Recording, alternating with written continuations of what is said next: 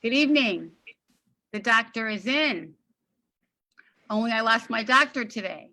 So how is everyone tonight? It's great to be here with you. I'm hoping Dr. Mo will be here any minute. We are actually in New Jersey tonight going to the Triple Negative Breast Cancer Foundation Gala. So we had all get dressed up in our fluff, right? And so I'm hoping that Mo is coming. But we're gonna have an incredible show.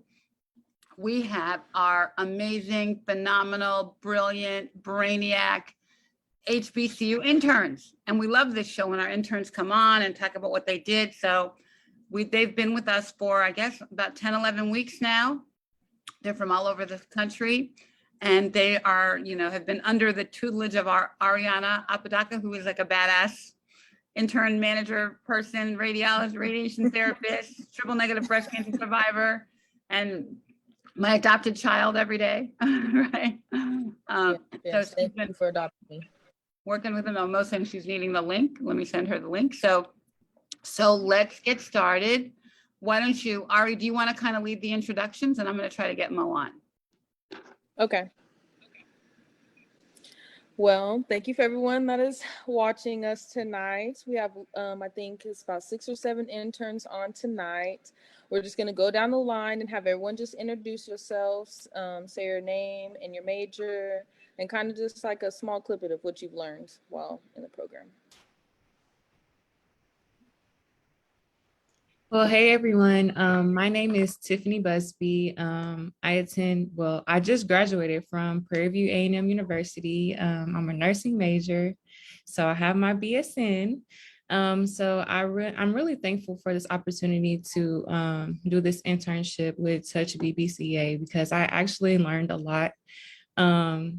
I used to do polls and stuff on my Instagram, and I had many people, react to some of the questions that I asked. And I was really shocked and surprised at how many people really didn't know how much breast cancer affects Black women so much more than white women. And also, one thing that I learned that was really, let's say, shocking to me was about the triple negative breast cancer. So I didn't know that that was one of the most aggressive forms of breast cancer.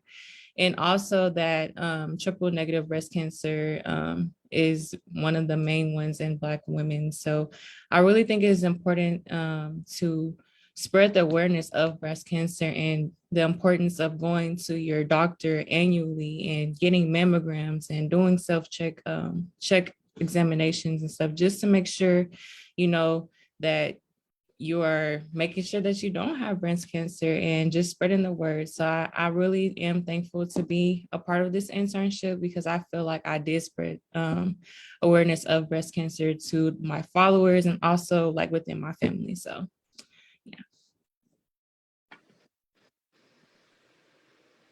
Great. Do you think, Tiffany, that you learned, and here comes Mo, that people were just not aware that it could happen to them? Do you think, what do you think was in people's minds? They just didn't think it was that we were at risk for it, Black women? Hey, Mo. I wouldn't say that I don't think that they were at risk for it. I just don't think that African Americans go get checkups as much as they need to. I feel like it's just it's a discrepancy between that. I just feel like African Americans should go and get their annual checkups because they really don't. They don't go get checkups annually. So I just think it's important to spread the awareness of, getting your annual checkups. Do you think it's more men than women? Yeah. Well, no, I do think it's a little bit more men than women. I feel like it's equal, but I do feel like women are more impacted. So. Wow, great. Okay, who wants to go next? How do we break the chain when we get finished doing intros? I want to talk about how do we break this generational thing that's going on, because I think it is generational and I think there's a lot of history behind it. And we should definitely talk about that. But first, you guys keep going. Yeah. Good to see your faces. We just started with aren't they beautiful? Aren't they so beautiful, Mo? All right, Saint, you want to go next? Okay, I'll go. My name is St. Louis.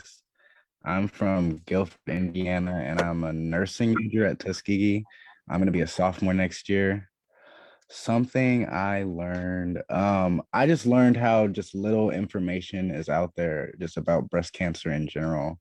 Like the stuff that I was putting on, a lot of people didn't know anything about. Even my mom, who had breast cancer, didn't know a lot of the stuff that I was like putting on my story and stuff. So I thought that was really interesting. And it shows Wow. how we need to like really boost how much information we're putting out there so people know.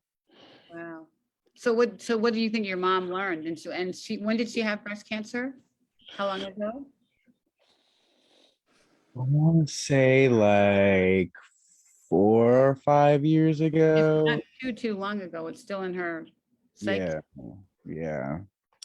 And she learned stuff about just like different things that can like lead to breast cancer, like different like products and stuff. Yeah. Great. Did she look at some of your posts and say like, whoa, how'd you learn that? Or like, did you have Mhm. some shock Yeah, value? she DM me and like, oh, I didn't know this. I'm like, yep. That's pretty cool. That's pretty cool. Pretty cool. Pretty awesome. Okay, Anandi, your turn. Hi, my name is Anandi. I'm a biology pre-med major at Xavier. I'm a rising sophomore. During the internship, I focused most my first half on triple negative because when I learned about it, I was kind of like, whoa, I didn't know like anything about, all different kinds. So learning about all different kinds, like going to depth about how they're classified, that was really interesting to me. And when I posted, a lot of my friends interacted, which was very surprising to me because I'm very like quiet and everything. So getting responses and everything was really exciting for me.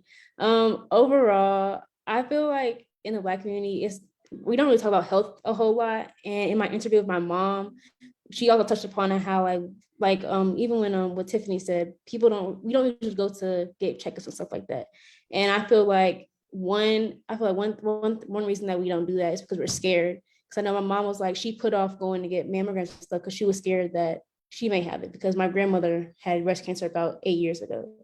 And on top of that, I feel that providers, well, that's our healthcare system, they don't advocate for us. So we have to advocate for ourselves and teach ourselves. So I feel like this internship kind of opened my eyes to that. Hey, we need to start learning about things that affect us. And breast cancer is one of those main things. And I feel like, and I'm really blessed to have the opportunity to share this out with my friends and my mom's friends. But if she chose to share, I don't know. She never told me. But I just really feel like as a community, just all together, men and women, we got to start being more intentional about our health and putting ourselves first and really advocating for ourselves. Awesome. Awesome. Consistent themes though, right? Fear and even when you have a history in your family, there's fear. So it's interesting how, and let's get into this after we're done, but how does fear come about when you've got an experience with it, right? Right, so let's go on. So who's going? Leah, want to go next? Okay, can you guys hear me? Yeah. Okay, I am Leah. I am going next year into my second year of grad school. Actually, I'm getting my master's in social work. And similar to my fellow interns, a lot of what I found out or shocked by throughout the internship was that, well, for one, I didn't have like a lot of interaction in the very beginning, like when I was doing polls and stuff, because I don't usually post that much on social media. So I actually had a friend like, is this really you? And I'm like, yes, that's me. Please interact. So and then as time progressed, I had more people, even men, like a lot of men started to interact too, which I was like really amazed by because they don't really feel like they could get it either.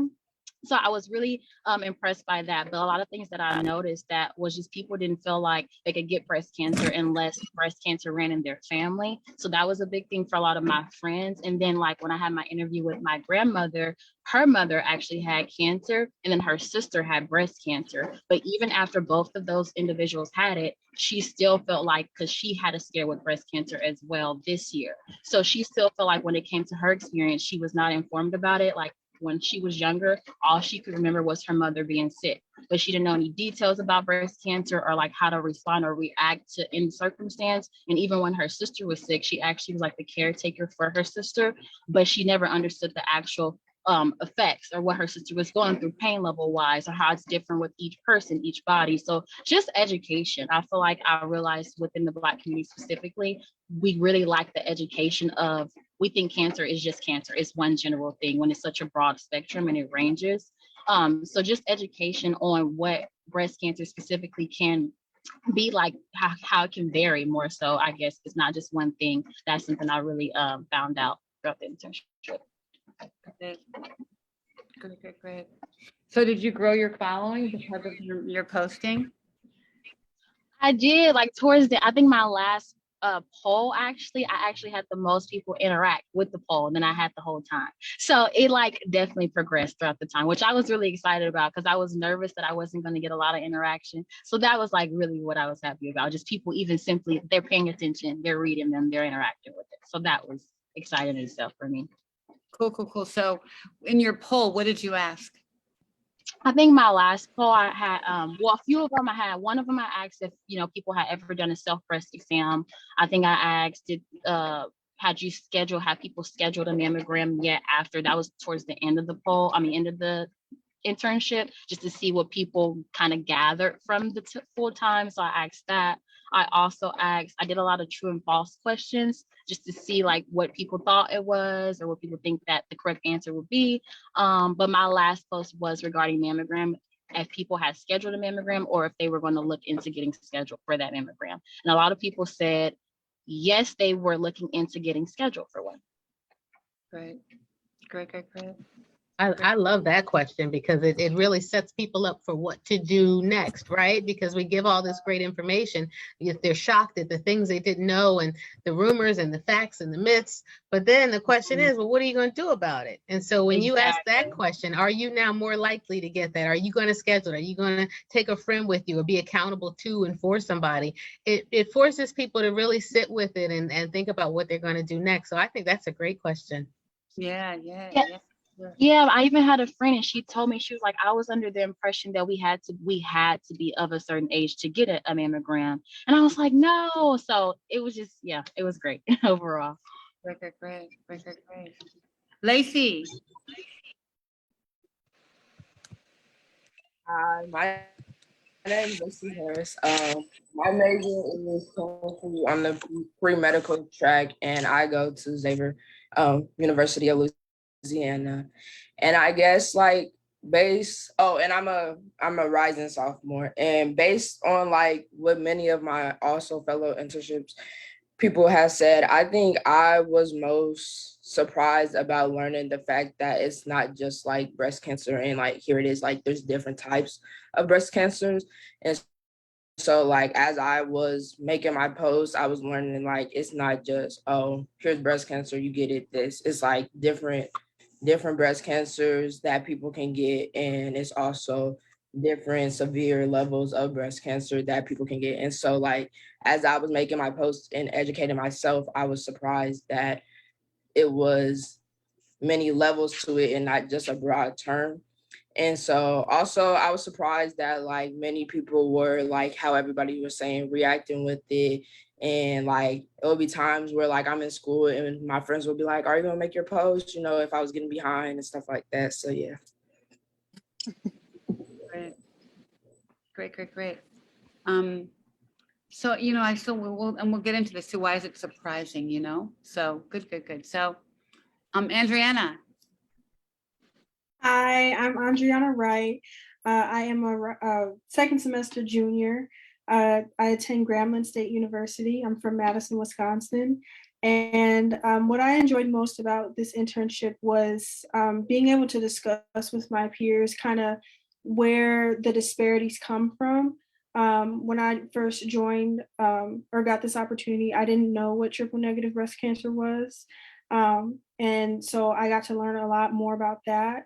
And I kind of used my posts to kind of attack the underlying issues of why Black people are so afraid of going to the doctor, and why when we are at the doctor, we don't get the best care possible. And so I got a lot of interesting responses about environmental racism and not Black people not having enough resources around their neighborhoods, especially low income neighborhoods. One response that stood out to me was a person said that just Black people are just prone to get all the negatives when it comes to whatever in the health industry. And that made me really sad because it just seems like we're always given the short end of the stick whenever it comes to our health. And so in my discussion with my mother, she made it very important that we take responsibilities to prioritize our own health because nobody else is going to do it, and to make sure that when we do think something is wrong, that we push as much as we can. And if you don't think that you are with the right doctor or the right physician, that you ask for another one and that you advocate for yourself because your life may depend on it. Wow, your life may depend on it. Wow. Wow. That's awesome. Wow. Did everyone introduce themselves? Yeah. Yeah. Oh So my go, Mo. I goodness. know you're itching over there, Mo. Go. You know I am. All right, so let me ask this first question. So why are Black people afraid of going to the doctor, right? Is it fear? Is it hostility? Is it anger? Is it all the above or none of the above? I think that it's a hassle for a lot of us, especially for Black women, because we are seen as the caregivers of the family. We're on go all the time, and so a distraction like going to the doctor, having to get a checkup, it ruins the flow. So, and if they find out that something's wrong, that further disrupts the flow. And now I have to get medication. I have to see my doctor every 2 weeks. And it interrupts, and we don't want to seem weak, and we don't want to, have something that's outside of our normalcy to disturb our peace. Well, think about it. Is being sick weak? No, everybody gets sick. Right, right. So do you think it's something that you guys are seeing like in the older generation, your parents or your grandparents? Or do you think you're seeing that with your peers too? Are your peers afraid to go to the doctor?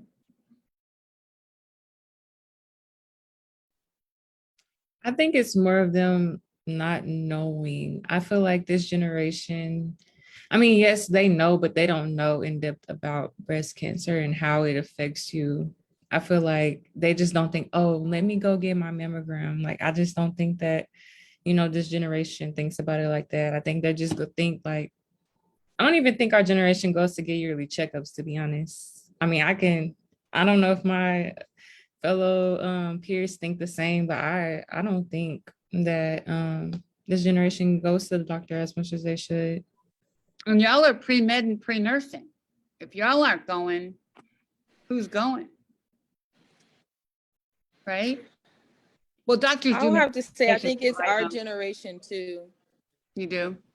You think I feel like I feel it a little bit more even in myself just because now I'm working, and that's like the main thing that I'm stressing about. Like, got to pay my bills, got to do this, got to do that. And sometimes I'm like putting off dentist appointments and stuff like that because I don't have time to take off. So I feel like it trickles more with the older you get because, when you're just in school, you're like, oh, I could take off class to go to the doctor's type of thing. But when you're a whole working person and then you have little people that you're responsible for, I feel like that's definitely how it could be put off for sure. You just get caught up in the moment. you don't make it a priority anymore, or if you ever have, right? Well, I think people equate feeling fine with being fine, right? And how many diseases do we learn about? Hypertension is the silent killer. Diabetes, you don't have symptoms until late. Kidney disease, you don't know you have it until it's advanced. Cancer, many times you don't know until it's further along. And just because we feel well doesn't mean that we don't need to go to the doctor. And I think there's a disconnect there. Like people think going to the doctor is just for sickness and not for health, Right.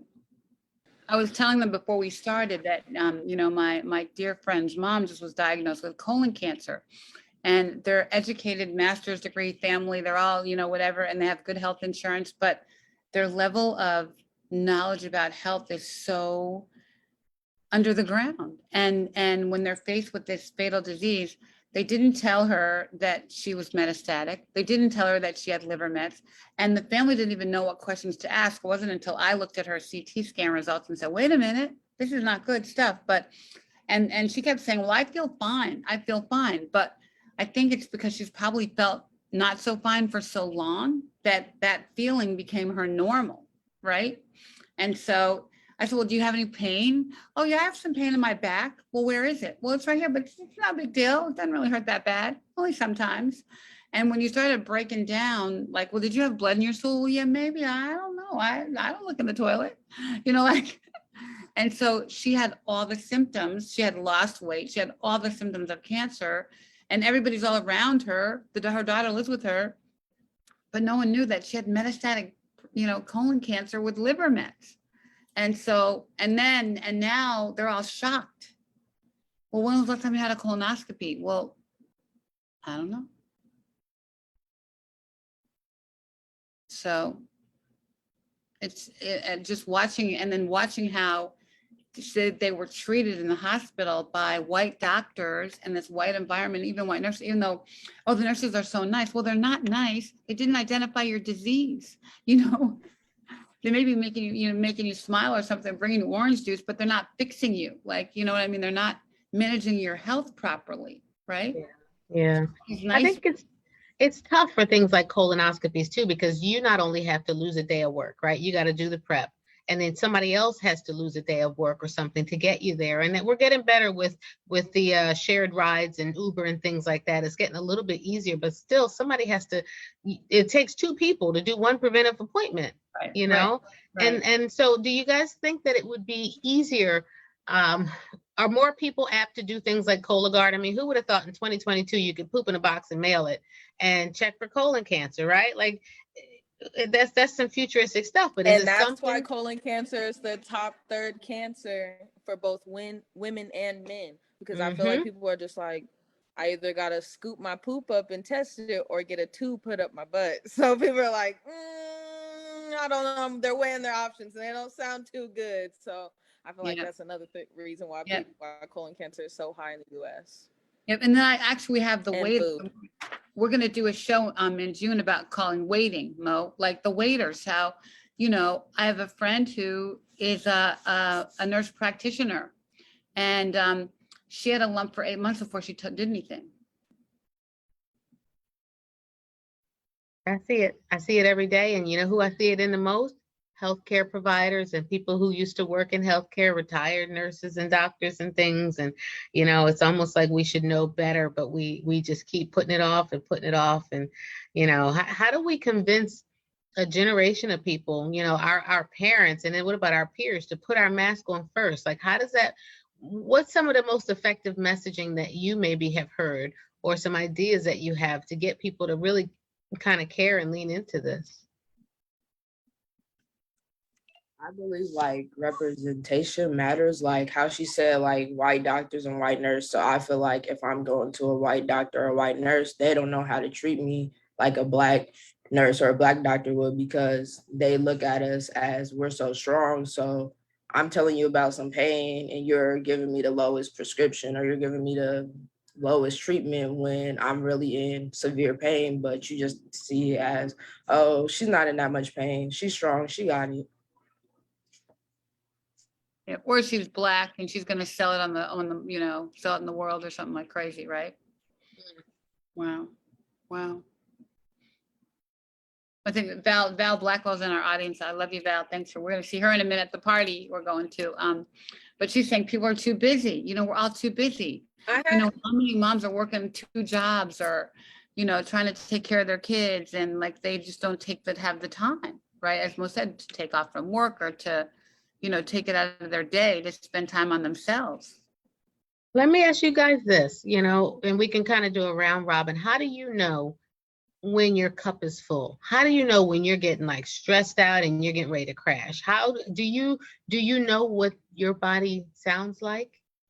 And so how do you know when you're all full up and you're getting ready, you need to do some self-care and you're super stressed out? Let's let everybody go, because I have a theory about this, and whether or not we even know what our own bodies, like how do we listen to our bodies if we don't know the sound of our bodies, right? So somebody go. How do you know when your cup is full? I feel like you don't know until you know, basically. Like for me, I feel like I don't know until it's already too late, basically. Like I don't know once until I have that breakdown or until I just feel like I can't do no more. And then what happens? I feel like mine's is when I don't have no motivation. Like when my apartment is dirty and everything's just out of order because I like things to be exactly how I like them. So I'd be like, man, something's wrong with me.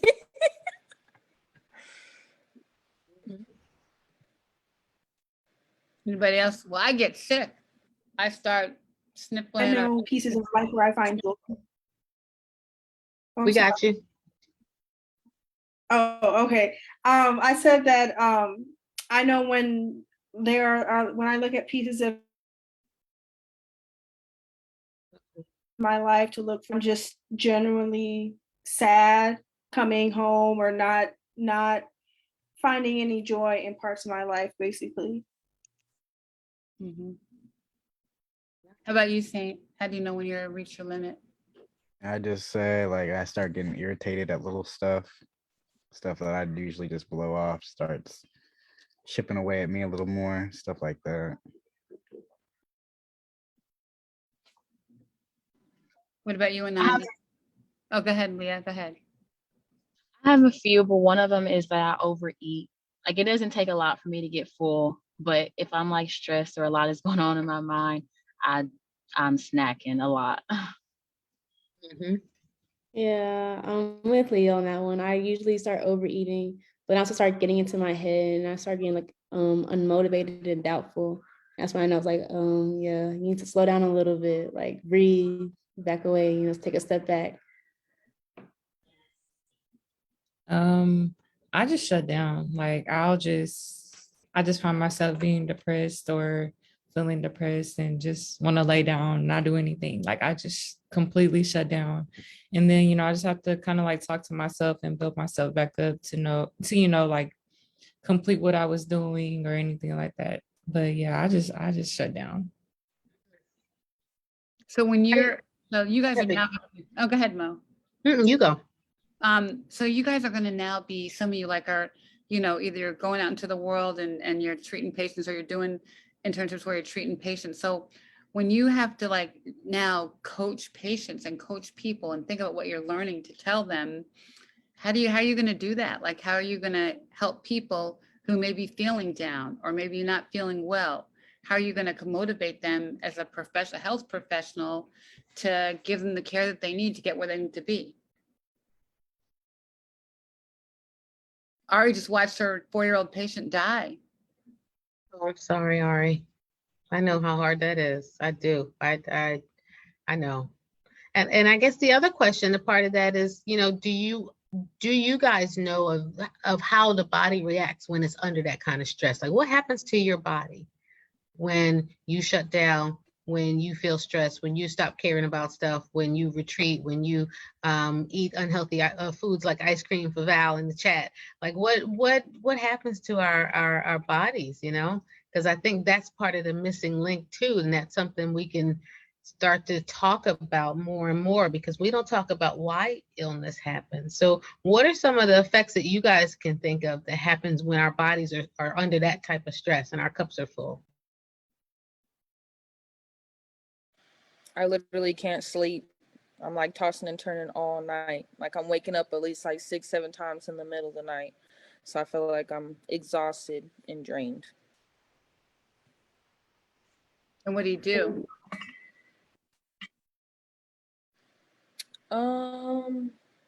I think my outlet, it's probably weird, but I feel like my outlet is arts and crafts. When I'm like done painting something or making something, I feel so accomplished. I'm like, wow, look at that creative chick right there. So I feel like that's like a confidence booster for me. So that, or like even just getting out of my bed and running errands, I feel like that's self-care for myself as well, just being up, moving around.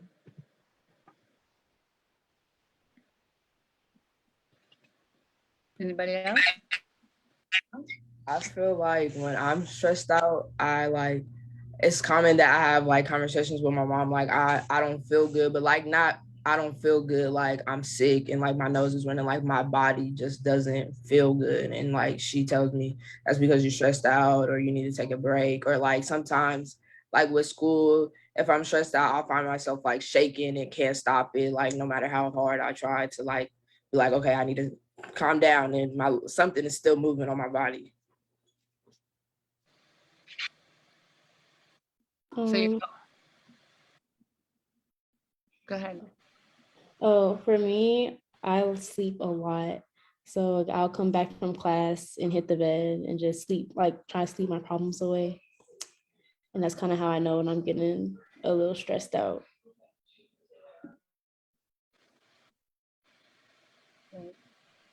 For me, I would say like I can literally feel myself tensing up. Like I can feel my body tense. Like it's been moments when I've been stressed and I had to tell myself like, relax. Like I can literally feel myself tense, if that makes sense. Mhm. Yep. What I about you, Dr. definitely, Mo? You the oh, doctor. Oh man. Okay, so when I'm all stressed out, I don't eat. I actually don't eat because I'm too busy. I'm too stressed. I don't care. I just, I keep moving and I don't sleep well. My hair gets kind of brittle, and I'm always tired. And those things are no good for our bodies, because I know when I'm always tired, I'm not healing well. I'm not really that focused. I feel groggy, like I need a third cup of caffeine or something. And you can only keep running on fumes for so long before you really do kind of crash and burn. So, I think part of us telling patients about listening to their bodies is learning how to hear our own and pull ourselves back right before we get to the point of feeling sick, before we get run down and have to miss a day, before we look in the trash can at all the food we ate or all the alcohol we drank or I don't know if y'all old enough for that, but all the things, and so you gotta recognize like Right. the warning signs. Just like for cancer, there can be some warning signs, for other illnesses, but for our own mental health, because I think that mental health plays a role in how active and proactive we are in like our preventive care, right? Mhm. It really does. So how do we get that messaging across? Like, what do you tell people? Because that's something you guys can do at your age. If you started now, by the time you're 40 and 45 for mammograms and colonoscopies, y'all gonna be rocking and rolling. So how do we get younger people to sort of learn to take a break and listen to their bodies? I kind of have this motto for myself. Um, and it's kind of blunt dead. So, and that just reminds me that, at a time when I'm overly stressed, I have to take time to take care of myself because like I said, I can't do anything productive if I'm, you know, if I tell patients that because maybe that's a little too harsh, but just making sure they get the point like you want to do all these things. I see that you have all these goals, but you have to make sure that your body, your mind is ready to achieve these goals. And by ways that you may never imagine, if you are at the most positive version of yourself, the most joyful version of yourself. And like I would suggest that, even taking like 5 minutes a day to stop everything you're doing and do one thing, one or two things that you generally distractions or without people telling you that they need something from you, just blocking out the outside and taking 5 minutes, because I think that's all it takes. Even if you want to take 5 to 30 minutes. I don't watch a lot of TV, and I find one of my turning on the television and watching a show that I like. Going outside, taking a walk, walking my dog, stuff like that, just taking 5 to 10 minutes, 30 minutes just to invest in yourself because you were investing into so many people for so long. So celebrate yourself. That's great. Celebrate yourself. I love that. I love that so much. You know, when we first started doing this internship a couple of years ago, one of the things that, one of the reasons why I wanted to do it was because I was seeing so many sedentary people in our community and people just not taking care of themselves and families just not talking about health. And I, you know, Mo always says the secrets we are keeping are killing us. And so I really feel like you guys and your generation are going to be our saviors because, and that's why we ask you to do a video with your mom and your best friend, because I want you to start these conversations that your families aren't really necessarily happening in your households, right? Are you talking about health? Does your mom talk about to your dad or your grandma or your auntie or your grandfather? And I want, you know, I think that you guys are now, you're all, you know, well educated, you and educated in health. And so you can bring information to your families that they don't talk about or may not, you know, they definitely don't have it and they don't talk about it. And so we think that you know, you guys are going to save the world. And like, you know, and start having these conversations. And that's what we're counting on you for. So how are we going to do that? Like, what are you going to do? Like, what did you know, when you had these conversations with your moms and stuff and your friends, like, do you think you motivated them to change a little bit? And if not, well, how are you going to do that for me? Because I really need you to do that for me. I really do. And your mama does too.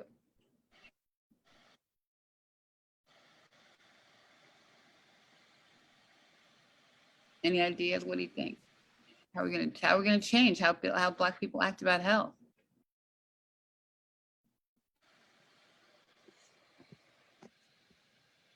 I see those things ticking in your head, Saint. What are you thinking?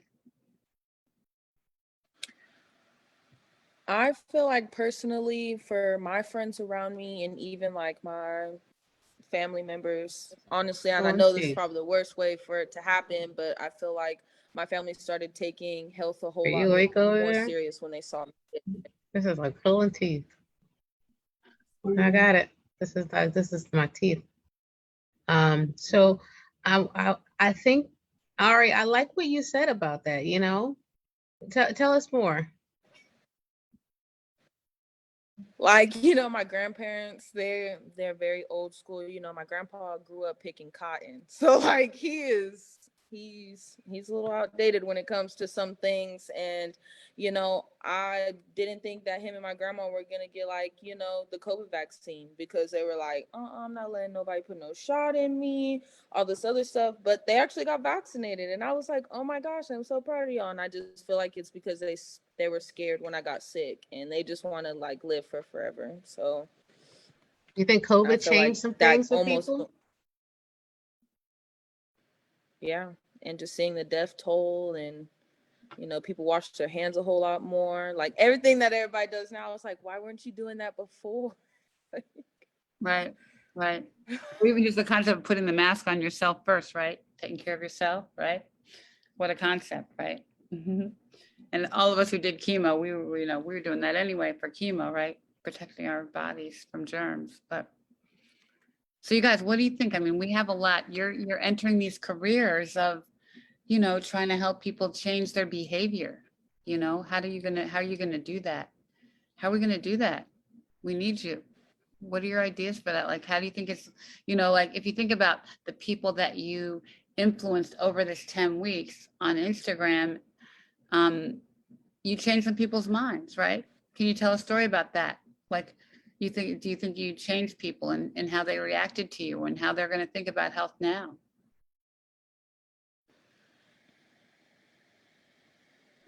I just think you just have to like put everything in the perspective that it can happen to you. So you need to like care about it. Like most people just think this is something that happens to unlucky people, but this is something that happens to just people, you know? So we need to make sure people are like actively trying to prevent it in themselves because they see it as an actual possibility. That's deep. That's deep, saying, you know, people think it happens to other people or unlucky people and that it won't happen to them. That's true.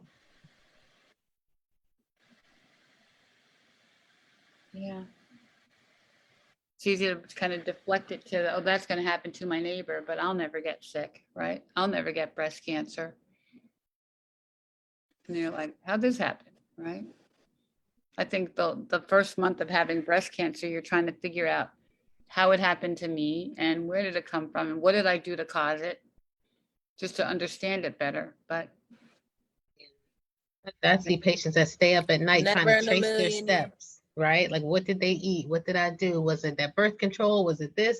Was it that time that was it because I didn't breastfeed? I mean, they go over and over with, in their heads, and it's not anybody's fault. it's not anybody's fault.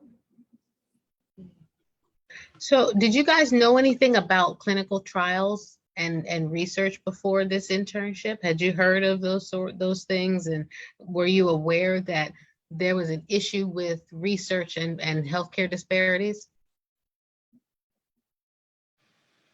I've known a little bit about research and clinical trials, and I wasn't really surprised with the connection between the health disparities and like the lack of Black participation in them. Like that didn't really come as a surprise to me, really, because I was like, that actually makes a lot of sense for our Black community. Why do you think it makes sense? Well, like we've said before, fear. So I know our Black communities are scared of, our healthcare system.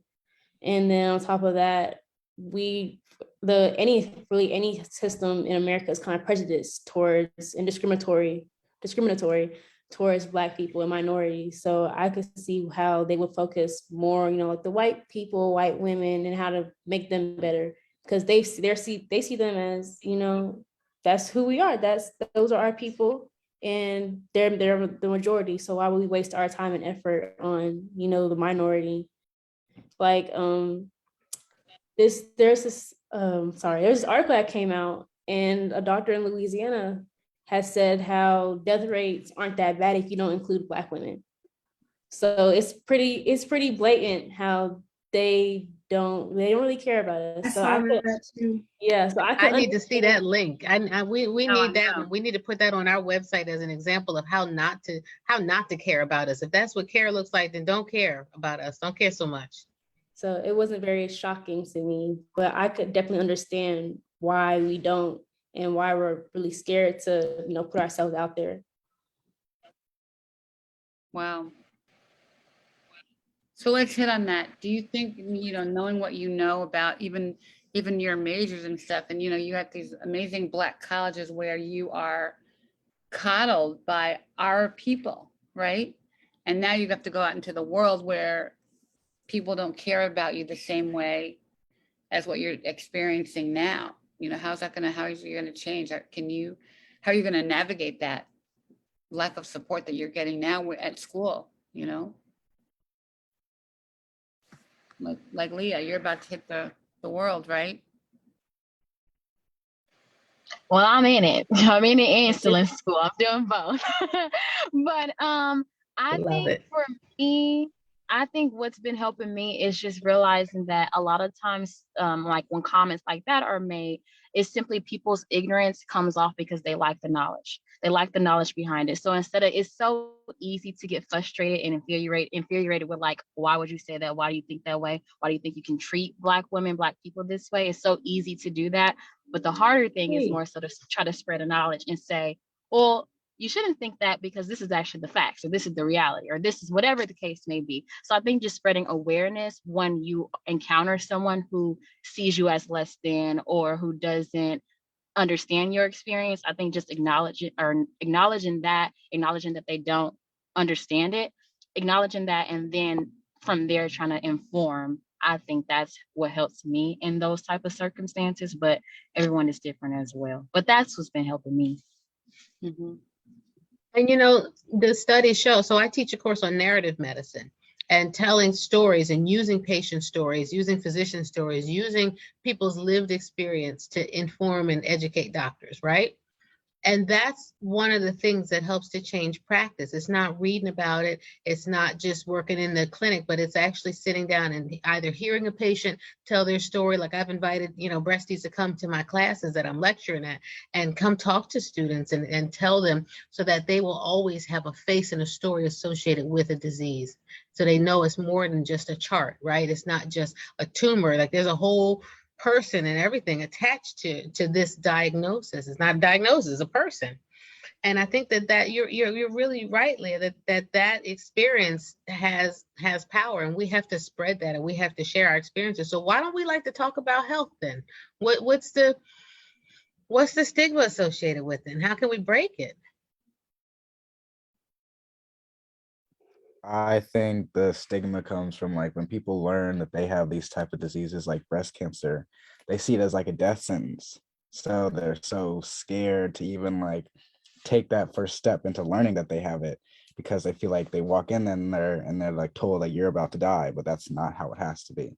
And you could actually, it's to your benefit to know earlier, just so it's not a death sentence. Yeah, and the only way you're going to know earlier is to get screened, right? And to think about it. And I think what happens is we don't think about it if something's not wrong with us, right? Like, how do we get people thinking about it? I also feel like the stigma comes from not wanting pity, because as Black people, a lot of people are like, oh, it's a strong Black woman. Oh, it's a strong Black man. So if it's like, if you put yourself out there saying, oh, I'm struggling with this, it's like people, you don't want people to feel like, oh, they just want attention, or oh, they just want some, I'm sorry, they just want, like, I don't, it's definitely a pity thing. So I know I do it too as well. I like to downplay myself because like I don't want to feel like, hey, I'm putting in your face. But it's also the other side of it. It's like you don't help people to be like, oh, look at this poor thing, or oh my gosh, guys, we have to help her. Like you don't want to, you don't want to be that type of attention. And I feel it's definitely big in the Black community, especially. People giving us pity. Are y'all tired though of being the strong one? Do you get tired of that in your classes and in your interactions with people when somebody says, "Oh, girl, you strong, he cheated, but blah blah blah da da da," or you're a strong Black man, and that means certain things that you need to do or see or be. Like, how do we define strength for a different generation? How do we redefine strength? I think strength is acknowledging that, you're not powerful. You're not this brick wall that nobody can take down. I think telling somebody that they're the strong Black woman or Black man is one of the most dangerous things you could tell someone, because it's Wow. telling them that you're not allowed to have feelings. You're not allowed thing that they may feel or that they are feeling. And suppressing all your feelings can literally kill you. So Say that again. Say that again, girl. Suppressing your feelings can literally kill you. So I hate that people put that label on us. Because we feel grief, we feel happy, we feel joyful, we feel excited, we feel all the feelings, and we should allow ourselves to talk about it, because it's not some new taboo topic. It's not a hot topic anymore. These emotions have existed for eons since we've appeared on this earth. So why not talk about it? Right. So if you were going to go and maybe this has happened, and one of your friends is saying, okay, should I do this Touch BBCA and HBCU internship? What would you tell people about what you learned in the last 10 weeks and whether they should do it or not? And you better say they should, but don't. I don't want to influence you. What would you say? What would you say, Saint? What would you tell your friends? I would tell them to definitely do it, because when I was doing it, I felt like I was actually like helping, like I was doing something that was like making the world a better place, even if it was just putting something on my story, I was still doing something. So I would tell people to do it. Great, great. Great. I would say definitely to do it, because not only are you spreading awareness and helping people, but you're also like being the example that you're trying to tell people to be. Like I'm really a big believer in don't talk about it, be about it. So I'm literally doing what I want you guys to do. I'm literally spreading awareness. I'm literally learning myself. So I'm doing everything that I'm advocating for other people to do. So I She would say do said, it. don't talk about it, be about it. I About love that. it. Yes. That's awesome. Putting that in the chat. Yep. Don't talk about it, be about it. Anybody else? Tiffany, what you think? What you thinking over there? I definitely will recommend people to be a part of this amazing internship. Just hearing, Ricky's story and Ari's story, I was just kind of like, wow, like, I don't know. I just want people to be more engaged in learning about breast cancer and how it affects African Americans, and, just knowing like about the triple negative breast cancer and how aggressive it is, and just knowing that there are survivors out there, like Saint was saying, people think of breast cancer as a death sentence, but it's not. Like if you get proper treatment and early screenings and stuff, you can definitely survive from it. So I feel like this internship really helps me learn a lot, and just see how other people react to my posts. Like that was just one of the main things I was shocked about, because people really just didn't know how breast cancer affects African Americans. So yeah, I would definitely tell my friends, to be a part of this internship. So Great. Anandi, how about you? I would definitely encourage my friends to a lot of the same reasons for what Tiffany said.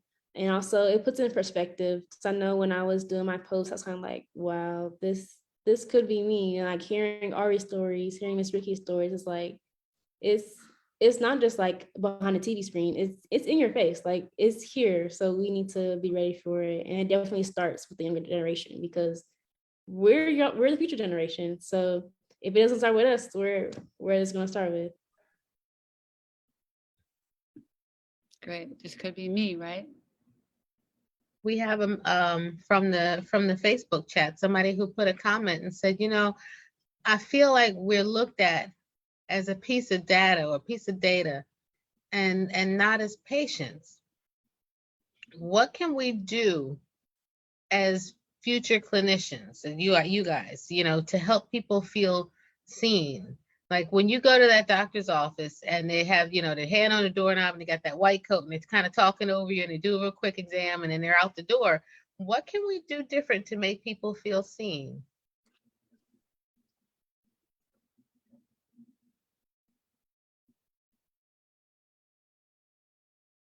I just feel like being an advocate for the patients. Like if a patient is telling you, oh, I'm feeling this, oh, I'm feeling that, don't just bypass it. Just really dig deep and figure out, okay, why is she having this pain, or why is this happening? I feel like a lot of stuff is kind of surface level. Some doctors don't dig deep. And I just feel like it's needed, especially with African Americans. So A lot of doctors or who teach, interns and residents tell them not to get emotionally invested into their patients. And I think part of that, there is some facts to it, but I think it helps if you invest yourself at least a little bit. Like, what if it was your sister? What if it was your brother, your father, your mom?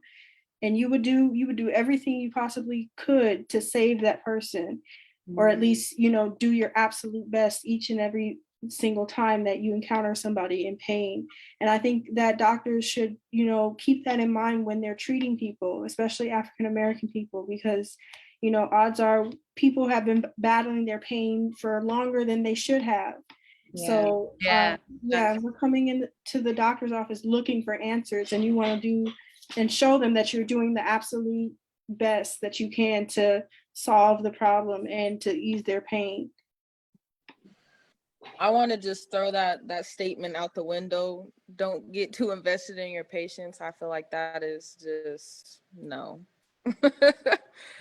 I feel like you should be super invested in your patients, and when you are, it shows that they're more compassionate and they trust you more when you go that extra mile for them.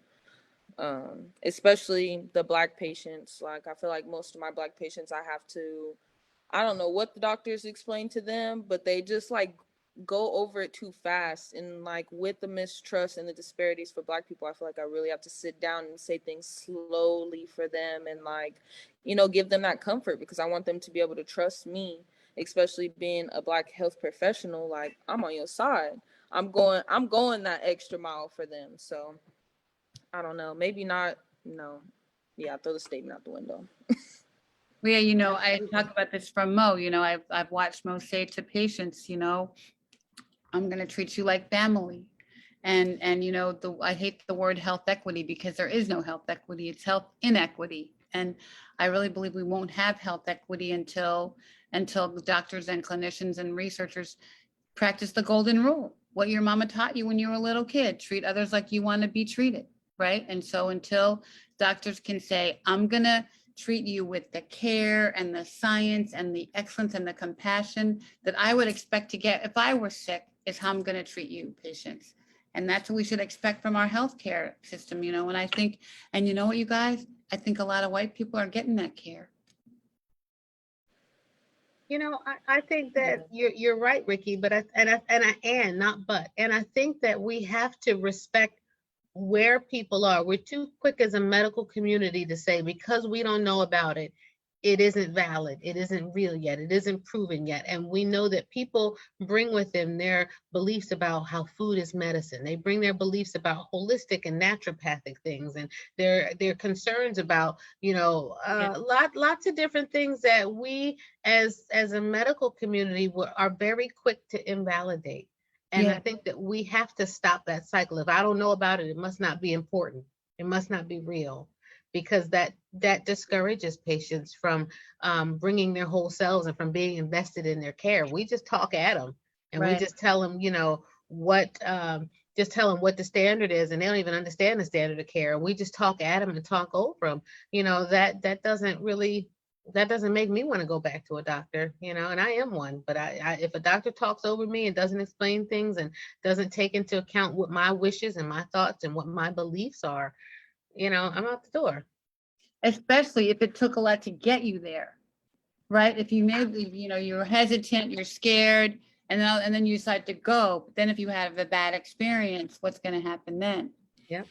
Well, you guys, it's been so great having you on board as part of our Touch family. And you'll always be our family, and you can come back anytime. And Sydney keeps coming back, our Sydney and Sydney, all right, she's still with us. So if you guys want to come back, if you want to send your friends to us, we want to try to, give this opportunity to you. And a lot of the funding that we got to support this program is from Novartis. We actually got the Novartis STEP program.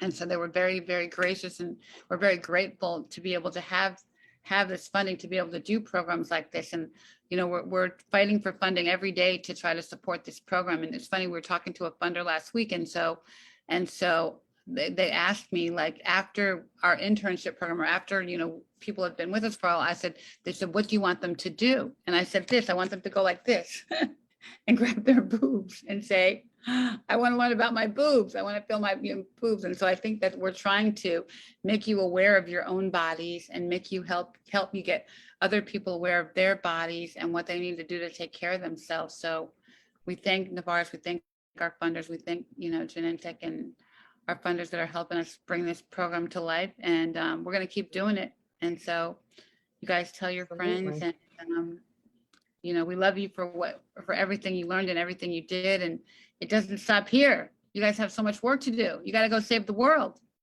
I think it just gets started. And I will say this, if this is what the future of healthcare looks like, I will go to any one of these doctors or nurses, therapists, and I would feel glad. I would look at them and feel thankful, like, oh God, thank God somebody gets me. Thank God they see me. You know, thank God she's sitting down at my level and she's talking to me. Thank God that he is explaining to me, you know, what's in this IV in this bag that he's getting ready to put in my arm. And he's not just assuming that I'm, you know, drug seeking in the emergency department. So I you know, you guys, the work that you do and your very presence matters so much. So let much. us know where you want to go from here. Hopefully we can connect you with summer internships and other things too. That would be my hope from this, is that we can get y'all some jobs.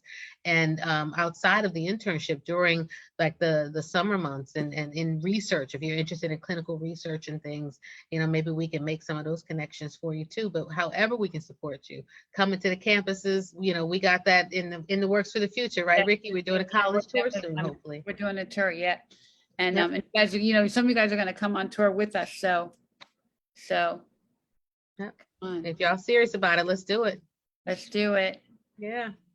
All right. Thank you so much. Thank you, Ari, for like directing the Mhm. crew and nurturing this crew. And we love you. And Yeah. Of course.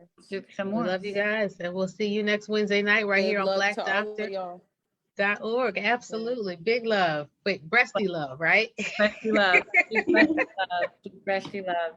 There it is. We're off to go dancing, right, Mo? That's it. I'll see you in a few minutes. Okay. Bye. Bye, Take everyone. care. Take care. Bye.